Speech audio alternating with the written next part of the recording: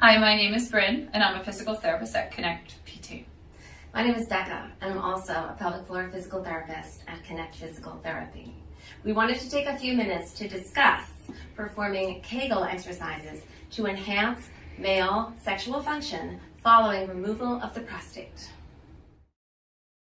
The first symptom we're going to discuss is climacturia. This is the involuntary loss of urine during climax. We work to eliminate this problem by training the fast twitch muscle fibers, which account for about 30% of the pelvic floor. In order to train these muscles, we perform quick flicks or quick Kegels. So you contract the pelvic floor for about 1 second and then you're already relaxing it. And we have you train these in rapid succession, so 10 in a row is a set. These muscles also work to prevent loss of urine during coughing, laughing, sneezing, positional changes, so they're an essential part of your postoperative rehabilitation program. We just spoke about performing quick flicks, which are activating the fast twitch muscles of the pelvic floor. And they comprise 30% of the muscle fibers therein. So now we have to focus on the other 70% of the muscle fibers, which are endurance or slow twitch muscles. And what these muscles do is they allow blood to enter the penis and they allow the blood to remain there and not escape. And this results in more rigid erections. So the cueing that we would tell a man to focus on the endurance training for his pelvic floor would simply be to hold a Kegel exercise for 10 seconds and then release.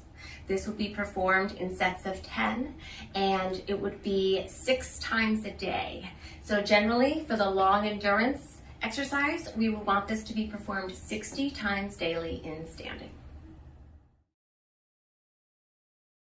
Before surgery, you had 3 mechanisms to control continence of the urinary system. After surgery of the prostate, you're left with one, and that is known as the external striated urethral sphincter.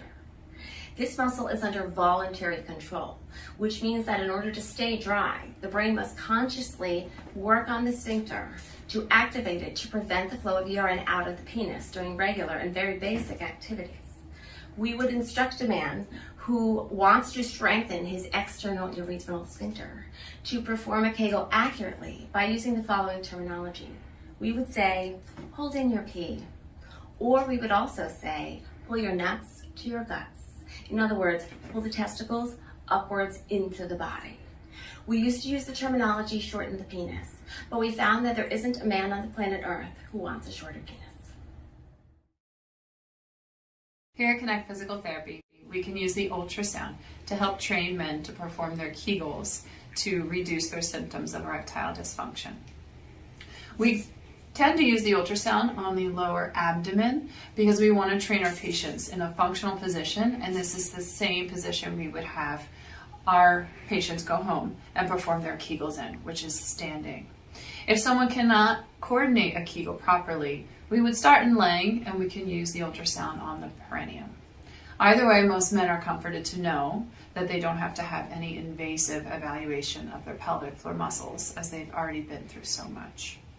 So we're going to demonstrate, using our very generous volunteer here, how we would evaluate a Kegel using the ultrasound.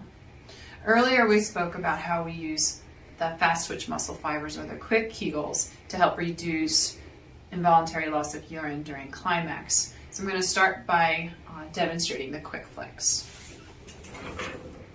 So our volunteer has a moderately full bladder, which we need in order to visualize the bladder on the ultrasound.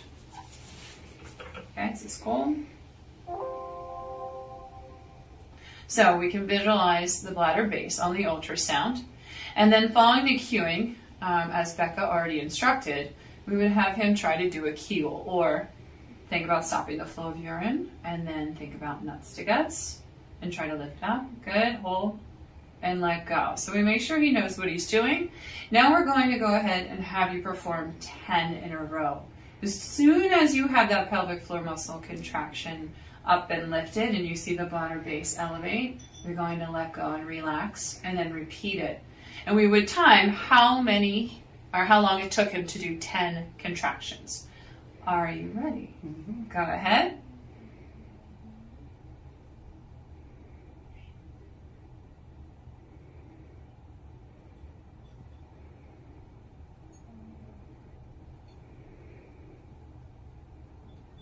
Good. And we would tell him it's time with a goal of having, I'm going to pause this, of having the ability to perform 10 Kegels in under 10 seconds. 10 seconds or less would be a good score. So if he took longer than those 10 seconds, we would set a goal and we would work on training those pelvic floor muscles to be able to contract and relax more quickly. And that would improve that urinary dysfunction during climax. The quick flicks are difficult, as you saw, because it's difficult to contract and relax. The endurance Kegels are a little bit harder because you have to hold. So we'll just demonstrate one of those, but again, I would have him perform 10 in a row and see if he could hold those Kegels for that full 10 seconds, 10 in a row. And we could get a baseline measurement of his strength and work from there. Okay, ready? Mm-hmm. Feel that ultrasound, Jen, again. We're gonna visualize the bladder. We can see the bladder base there. Go ahead. Yeah, good, hold. 3, 4, 5, 6, 7, 8, 9, 10, and let go and relax. Very good. So again, we would do this in standing because this is what the research says will benefit him the most with his strength training, is to perform these in standing with increased repetitions throughout the day. So as stated before, we would do 10 quick flicks, and then we would do 10 10-second endurance holds. We would have you do 6 sets of these throughout the day, so that is 120 Kegels. In summary, we would have our patients doing 120 Kegels in standing a day.